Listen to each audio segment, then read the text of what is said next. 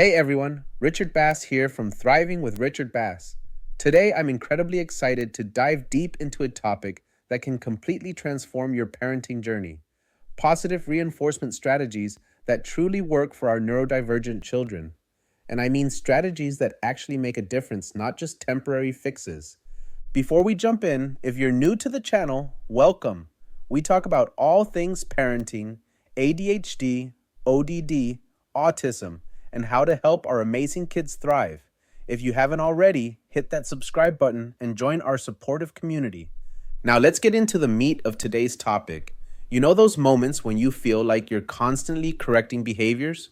When it seems like nothing is working? Well, I've been there, and today I'm going to share some game-changing strategies that have worked not just for my family, but for countless families in our community. First, let's break down what positive reinforcement really means, because it's not what most people think. It's not about bribing your kids or giving them endless praise for every little thing. Real positive reinforcement is about creating an environment where our children feel seen, understood, and motivated to grow. Let me tell you a story that happened in my own home last week. My son was having one of those mornings. You parents know exactly what I'm talking about. Nothing was going right, shoes couldn't be found, breakfast was a battle, and we were running late. But instead of falling into our usual pattern of stress and rushing, I tried something different.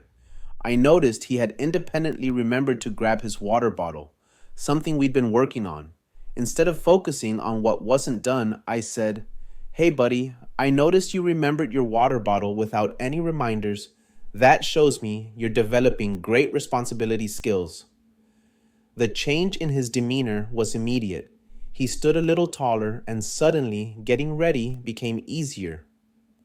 This brings me to our first major strategy: specific, immediate recognition.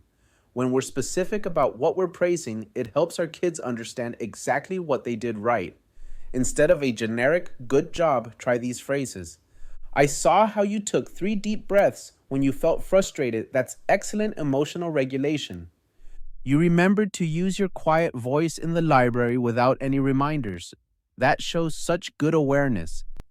"When your sister took your toy, you used your words instead of yelling.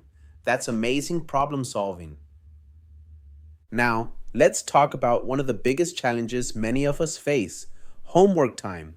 One parent in our community, Sarah, shared how she transformed homework battles using positive reinforcement. Here's her strategy, which I think is brilliant. She created what she calls a progress path, a visual chart where her daughter can see her advancement. But here's the key: she reinforces the process, not just the outcome. When her daughter sits down to start homework, that's recognized. When she tries a difficult problem, even if she gets it wrong, that effort is celebrated. The focus isn't on perfect scores, it's on building confidence and resilience. Let's break down how you can implement this in your home. 1. Create a designated homework space that your child helps design. When they take ownership of their space, they're more likely to engage with the work. One of our viewers transformed a corner of their living room with sensory-friendly seating, fidget toys, and a visual schedule. The key was involving their child in every decision. 2. Establish a clear routine, but make it flexible enough to accommodate different energy levels. Maybe your child needs a movement break between subjects. That's okay. The positive reinforcement comes from recognizing when they recognize and communicate their needs. 3. Use the first then approach, but with a twist. Instead of first homework, then video games, try: first we'll tackle these 3 math problems, then we'll have a 5-minute dance break. Remember to enthusiastically recognize when they complete each step. Now, let's address a trickier situation: social interactions. Many of our neurodivergent kids struggle with social cues and peer relationships. Here's where positive reinforcement can make a huge difference. I recently worked with a family whose autistic daughter was having difficulty with playground interactions. They developed what they call the friendship journal. Every day, they would record one positive social interaction, no matter how small. Maybe she smiled at a classmate, or shared a crayon, or waited her turn on the slide. The key was celebrating these moments and helping her see her own progress. Here are some specific phrases you can use in social situations. I noticed you waited until Sarah finished talking before you shared your idea. That's excellent conversation skills. You saw Tommy was sitting alone and asked him to play.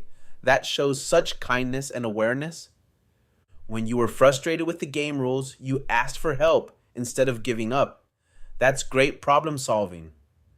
But here's something crucial that often gets overlooked: consistency across different environments.